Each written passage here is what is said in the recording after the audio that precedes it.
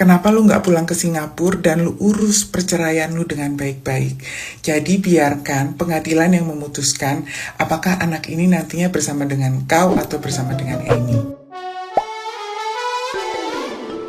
Hola netizen yang tercinta, perseteruan Amy dan suaminya Aden Wong masih menjadi perbincangan hangat. Seperti diketahui telah viral sebuah video yang memperlihatkan aksi perebutan anak antara Amy dan Aden Wong. Dalam video tersebut tampak Tisa Ernie yang digadang-gadang selingkuhan Aden Wong mengambil paksa anak Amy. Setelah viralnya perseteruan tersebut, salah satu anak Amy dan Aden Wong membuat pengakuan mengejutkan melalui podcast Dr. Richard. Anak Amy dan Aden Wong terlihat lebih berpihak kepada sang ayah dan menyebut dirinya kerap mendapatkan perlakuan kasar dari ibunya. Menanggapi itu, Grace Tahir yang sebelumnya sempat mengundang Amy untuk podcast dengannya memberikan tanggapannya menurut psikologi dan hukum. Menurut Grace, pernyataan anak-anak tidak bisa diterima secara mentah-mentah. Poin pertama, dikatakan Grace, anak-anak itu lebih mudah terpengaruh. Oleh karena itu, lawan bicaranya harus bisa bersikap netral ketika bertanya. Kemudian, anak-anak itu sebenarnya adalah sosok yang jujur. Namun, terkadang karena ada suatu hal yang membuat takut, maka mereka memilih berbohong. Terakhir, Grace menyinggung soal memori anak yang belum sempurna sehingga mereka bisa saja salah dan mudah keliru. Kita tahu bahwa anak ini BMJ warga negara Korea sudah mulai berbicara, bahkan diinterview oleh sebuah podcast. Nah, ini menurut psikologi dan juga hukum. Kenapa kesaksian daripada anak-anak itu harus lebih quote-unquote hati-hati? Karena ada 3 hal ini. Pertama-tama, bahwa anak-anak itu lebih sugesti kepada pertanyaan-pertanyaannya. Cara menanyanya juga sangat penting, karena bisa menyimpang daripada fakta sebenarnya. Kedua, anak-anak itu sebetulnya tidak mau bohong. Tetapi kadang-kadang karena mereka takut kepada seseorang, jika mengatakan kebenarannya atau diancam, dia akan bisa berbohong. Dan ketiga, karena memori anak belum sempurna dan belum fully developed, maka bisa rentan kepada salah dan keliru. Nah, gimana nih menurut netizen yang terhormat? Silahkan berkomentar ya. Apa yang ibu bagikan itu pernah saya alami sendiri juga, dan itu benar banget gitu. Pada saat gue waktu itu juga umur 11-an, posisi gue itu seperti anak pertamanya Amy. Jadi gue dibawa kabur sama bokap gue gitu ya, karena waktu itu mereka lagi proses mau berpisah gitu. Nah, apa yang membuat gue mau ikut bokap gue, ngepro bokap gue, dan nggak berani ketemu nyokap gue? Mungkin pada saat itu kalau gue ketemu nyokap gue akan teriak-teriak histeris gitu juga. Itu alasannya ternyata sangat simple. Buat anak seumur gitu, itu kayak cara kita melihat masalah itu masih sangat hitam putih gitu. Cuman kayak mau nyelamatin diri, takut diomelin, cuman kayak gitu-gitu aja. Jadi waktu itu gue karena nilai gue jelek, kemungkinan besar gue nggak akan naik kelas. Jadi kalau gue kabur sama bokap gue nggak perlu menghadapi nggak naik kelas dan diomelin sama nyokap gue, gitu aja. Itu doang alasannya, nggak ada alasan-alasan mendasar yang kayak perilaku nyokap gue itu karena apa-apa. Tapi kalau gue waktu itu ditanya, karena gue sempet di brainwash juga gitu, gue mungkin akan menjawab seperti yang anak Amy lakukan.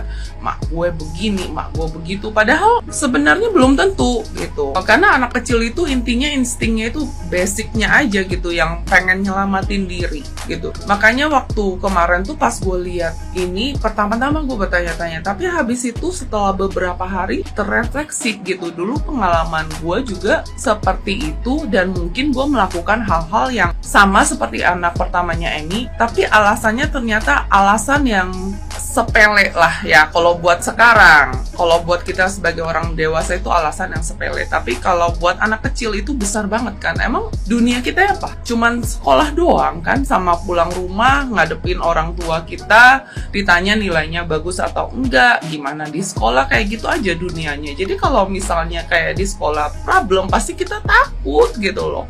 Itu aja, gue pengen sharing itu aja sih. Thank you.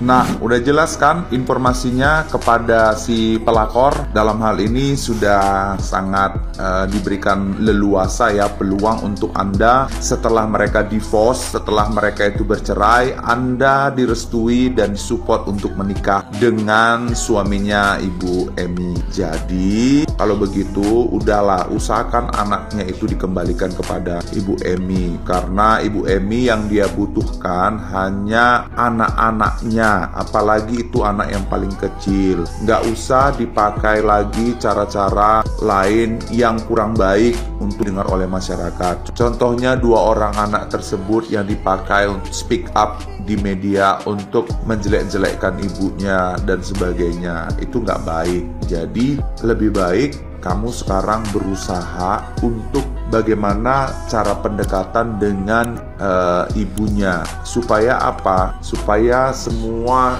jalannya itu lurus. Artinya jalannya lurus ketika kamu memang mau menjalin hubungan itu, menikah dengan suaminya, tidak ada lagi halangan, karena memang itu disupport setelah nantinya mereka berpisah. Karena yang kamu butuhkan adalah hanya suaminya, dan ya hanya itu yang kamu butuhkan. Jadi anak itu hanya sebagai tameng, kamu seolah-olah peduli, seolah-olah care terhadap mereka, memberikan perhatian, mengambil simpati daripada si ayahnya. Semoga nanti ketika kamu setelah menikah dengan dia dan memiliki anak, kamu tidak mengalami kejadian yang sama, karena Tuhan tidak tidur, karma itu berjalan. Oke, selamat kepada pelakor, dan jangan lupa anaknya dikembalikan kepada ibunya. Gue mau memberikan sedikit 2 cents atau komentar gue walaupun gak ditanya tentang Eden Wong yang baru diwawancara sama Richard Lee, oke? Dan kemudian tentang Hotman Paris. Jadi yang pertama adalah gini, aku sangat tidak setuju anak dari Amy dan Eden Wong itu dibawa ke media, kemudian diminta untuk bicara walaupun anak itu tuh udah nggak apa-apa, mukanya mau di-blur nggak, aku bingung mau di-blur apa enggak. Masalahnya ini sosial media dan jejak digital itu tidak bisa dihapus, dan anak ini belum cukup umur untuk bisa memutuskan untuk dirinya apakah akibatnya ke depannya untuk dia, yang mana di saat dia dewasa, dia kerja gitu kan, orang kantornya pada tahu kalau bapak ibunya itu pernah berantem dulu. Yang kedua, Eden Wong ini bapak macam apa? Bisa-bisanya dia berusaha untuk mencari pembenaran dan mencari klarifikasi yang baik di masyarakat dengan cara menyodorkan anaknya di muka duluan gitu. Yang ketiga, tidak ada yang minta lu memberikan fasilitas VIP untuk kelahiran istri lu tapi lu nggak nemenin dia. Gak ada yang minta juga lu ngasih asisten dan lu ngasih duit ke bini lu.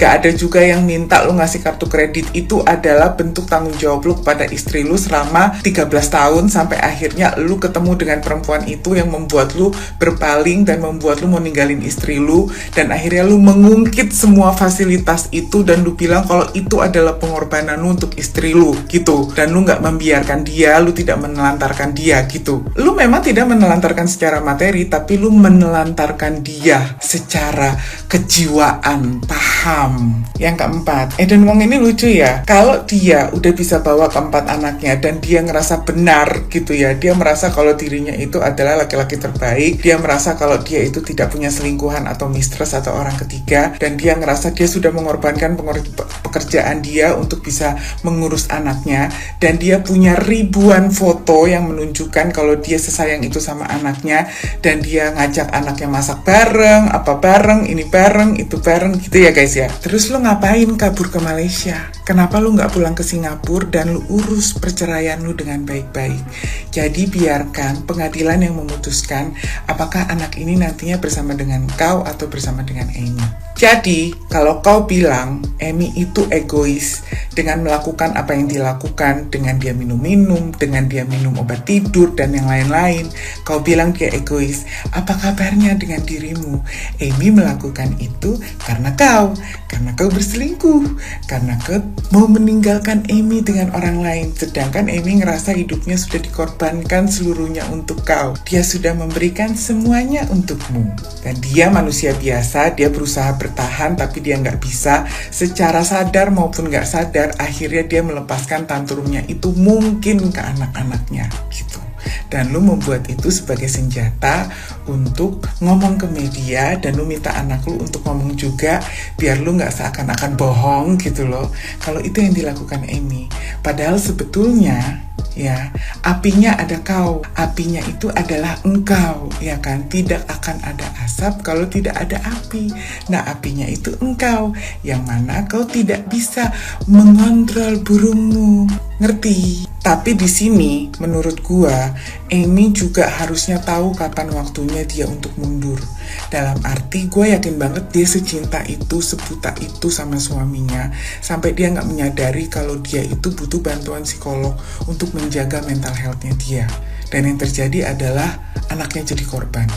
Dan yang dilakukan oleh bapaknya sama, anaknya jadi korban karena dia tidak bisa mengontrol burungnya. Dan kalau kau segitu cintanya dengan pacar barumu itu, yang mana kau tidak mau mengaku di Richard Lee kalau dia itu adalah mistressmu, ya kan? Nikahin dong.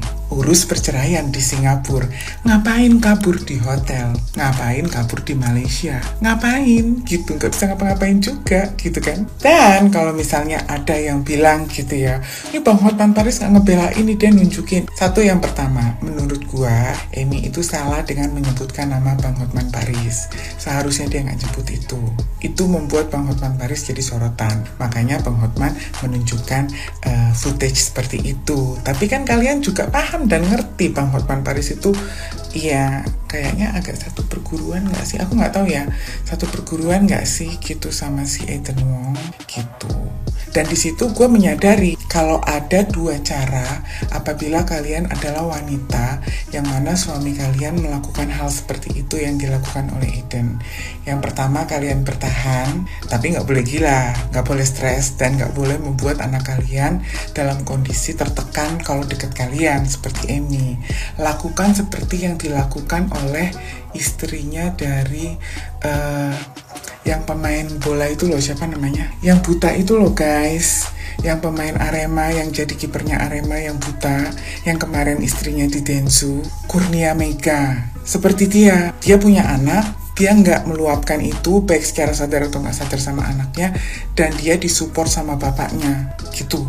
Jadi kalau kalian nggak punya support system, mendingan kalian tinggalin aja gitu loh keadaan pernikahan yang seperti itu. Buat apa kalian maksain? Karena korbannya adalah mental kalian dan anak-anak kalian gitu loh. Kalau kalian mau bertahan seperti istrinya Bang Hotman, minimal kalian harus sadar betul kalau akan ada cuan yang bisa kalian dapatkan. Kalian menguasai banyak aset, memiliki banyak rekening, gendut yang kalian dapatkan dengan hasil kerja dari hasil kerja suami kalian gitu.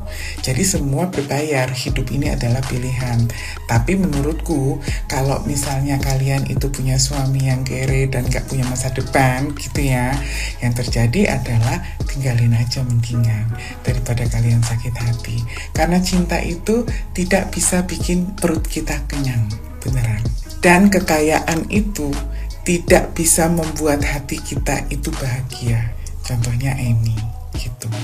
Yang penting di saat kalian sudah berkeluarga dan punya anak, nomor satu itu anak. Jangan sampai yang kalian lakukan itu membuat anak kalian itu jadi trauma.